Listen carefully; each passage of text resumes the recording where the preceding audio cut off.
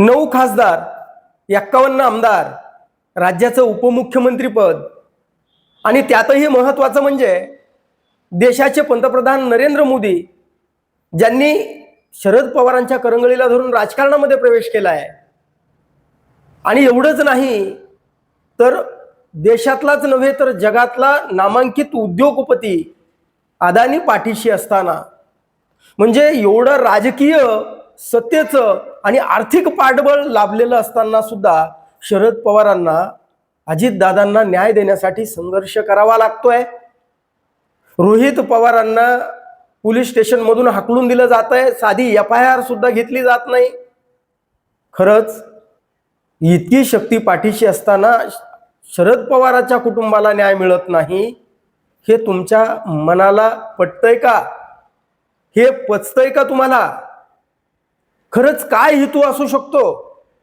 हे रोहित पवार यांनी जो काही अजितदादांना न्याय देण्यासाठी म्हणून संघर्ष केला, त्यामागे त्यांचा खरा हेतू काय असू शकतो? अजितदादांना न्याय देण्याचा असू शकतो का सुनील तटकरे, प्रफुल्ल पटेल, छगन भुजबळ यांना ठिकाणावर लावण्यासाठी, का सुनेत्रा पवार यांचा राजकीय मार्ग निष्कंटक करण्यासाठी, म्हणजे त्यांची राजकीय वाटचाल सोपी व्हावी म्हणून हा संघर्ष तर उभा केला नाही ना? या पाठीमागं नेमकं सत्य काय आहे? काय असू शकतं या पाठीमागे? ते गुपित आज आपण जाणून घेणार आहे. रोहित पवारांनी जो संघर्ष उभा केला की माझ्या काकाला न्याय मिळाला पाहिजे, अजितदादांना न्याय मिळालाच पाहिजे, म्हणून त्यांनी जी VSR कंपनी आहे तिच्यावर आरोप केले. तिचे मालक जे त्या कंपनीचे ते VK सिंग आणि त्यांचा मुलगा, त्यांच्या लग्नामध्ये कसे प्रफुल्ल पटेल होते, किंवा ते एव्हिएशन मिनिस्टर होते ते राममोहन नायडू, ते त्यांच्यावर सुद्धा म्हणजे त्यांचे आर्थिक हितसंबंध आहेत. अशा पद्धतीनं रोहित पवारांनी अक्षरशः महाराष्ट्रातून म्हणजे अगदी मुंबईपासून दिल्लीपर्यंत अक्षरशः संघर्ष केला, आरोपाचं रान पेटवलं. पण मग त्यांच्या पदरामध्ये नेमकं काय पडलं? त्यांनी देशातले जेवढे विरोधी पक्ष आहेत महाविकास आघाडीमधले, त्या सगळ्या प्रमुखांची जवळजवळ त्यांनी भेट घेतली आहे. पण मग रोहित पवारांची FIR का फाटली नाही? अजितदादांना खरोखरच या सरकारला न्याय द्यायचा नव्हता का? आणि मग जर एवढी मोठी शक्ती जर शरद पवारांच्या पाठीशी असताना सुद्धा अजितदादांना ते न्याय देऊ शकत नाहीत, हे आपल्याला खरंच मुळात पटतंय का? म्हणजे या रोहित पवारांनी जो संघर्ष उभा केला तो अजितदादांना न्याय देण्यासाठी खरोखर नव्हता असंच म्हणावं लागेल. आणि जर तो असता, जर त्यांना खरोखर रोहित पवारांना अजितदादांना न्याय द्यायचा आहे, तर त्यांनी सगळ्यात अगोदर काय केलं असतं? त्यांनी शरद पवारांना बोलायलाच भाग पाडलं असतं. म्हणजे सगळ्यात अगोदर सगळ्यात मोठा आग्रह त्यांनी शरद पवारांकडे करायला हवा होता, तो त्यांनी केला नाही. म्हणजे शरद पवार या विषयावर अगदी मौन राहिलेत. त्यांनी हे प्रकरण म्हणजे केवळ अपघातच आहे एवढं सांगितलं आणि ते शांत बसले, पुन्हा काही बोलले नाही. म्हणजे रोहित पवारांना फक्त शरद पवारांना बोलतं करण्याची गरज होती, ते त्यांनी का केलं नसावं? दुसरं म्हणजे सरकारमध्ये उपमुख्यमंत्रीपदी असलेल्या सुनेत्रा पवार आहेत, त्यांचे तर यांचे रोहित पवारांचे तर काका आहेत, त्यांचे पती आहेत सुनेत्रा पवारांचे. मग या रोहित पवारांनी सुनेत्रा पवारांकडे का आग्रह धरला नाही? का त्यांनी त्या ठिकाणी प्रकरण लावून धरलं नसेल?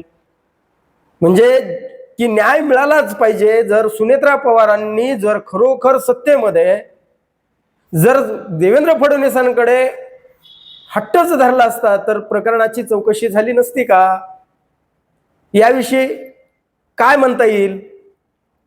आणि विशेष म्हणजे की या राष्ट्रवादी काँग्रेस पक्ष शरद पवार गटाचे 10 आमदार आहेत, त्यांनी कुठं सभागृह बंद पाडलं नाही. अजितदादांच्या प्रकरणावर चौकशीच झाली पाहिजे म्हणून त्यांनी सभागृहात धिंगाणा घातला नाही.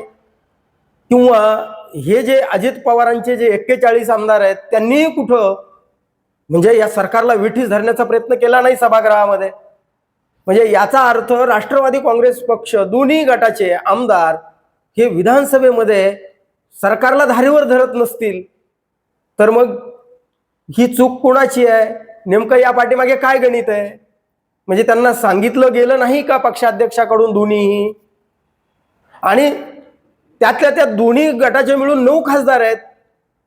दिल्लीमध्ये बी संसदेमध्ये हा प्रश्न ते अगदी मोठ्या आवाजात मांडू शकत होते, तिथं आग्रह धरू शकत होते. परंतु हे न करता सरकारला खडबडून जागं करण्यासाठी एवढी आयुध, एवढी शक्ती त्यांच्या बरोबर असताना सुद्धा रोहित पवारांनी मार्ग पकडला, तो म्हणजे VSR कंपनी, राम मोहन नायडू. मग राम मोहन नायडू एव्हिएशन मिनिस्टर आहेत, ते जर या रोहित सिंगच्या लग्नाला राजस्थानमध्ये जातात तर त्यांच्या विरोधामध्ये संसदेमध्ये आवाज उठवायला पाहिजे होता, त्यांचा तिथे राजीनामा मागायला हवा होता. हे न करता रोहित पवार हे राहुल गांधींना, सोनिया गांधींना, ममता बॅनर्जींना, अखिलेश यादवांना, शिबू सोरेन यांना, आणखी त्या तृणमूल काँग्रेसच्या ममता बॅनर्जी यांना, म्हणजे प्रत्येक राजकीय पक्षाच्या दारात जाऊन ते माझ्या काकाला न्याय मिळाला पाहिजे म्हणून तुम्ही आवाज उठवा असं सांगतायत. जर त्यांनी ही सुरुवात जर घरापासूनच जर केली असती तर त्यांना एवढा संघर्ष खरोखर करावा लागला असता का? का त्यांना तटकरे आणि या प्रफुल्ल पटेल, छगन भुजबळ यांना ठिकाणावर, त्यांचं राजकीय दृष्ट्या त्यांना ठिकाणावर लावायचं होतं का? त्यांना का निशाणा खरोखर हे राष्ट्रवादी काँग्रेस पक्ष, अजित पवार गटातले हे प्रमुख नेते या राष्ट्रवादी काँग्रेस पक्ष शरद पवार गटाच्या निशाण्यावर होते असं म्हणता येतंय का? आणि जर ते नाही तर मग नेमकं कशासाठी? असं तर नाही ना की या प्रफुल्ल पटेल, सुनील तटकरे हे आता अजितदादाच्या नंतर राष्ट्रवादी काँग्रेस पक्षाची जी अजितदादाच्या पक्षाची धुरा स्वतःच्या हातात घेऊ शकतात, ते निर्णय प्रक्रियेमध्ये प्रमुख ठिकाणी राहतील आणि मग ते सुनेत्रा पवार यांच्या मार्गामधले अडथळे बनतील. सुनेत्रा पवारांचं राजकीय करिअर कुठेतरी अडथळ्याची शर्यत होऊ शकते. म्हणून त्यांना कुठेतरी हा पक्ष प्रफुल्ल पटेल, छगन भुजबळ अथवा तटकरेंच्या हातामध्ये जाऊ नये, तो सुनेत्रा पवार यांच्या हातामध्येच राहावा, तो पार्थ पवारांकडेच असावा. म्हणून या रोहित पवारांनी या तटकरे, पटेल आणि या छगन भुजबळ यांना दादांचं अप्रत्यक्ष मारेकरी ठरवलं होतं का?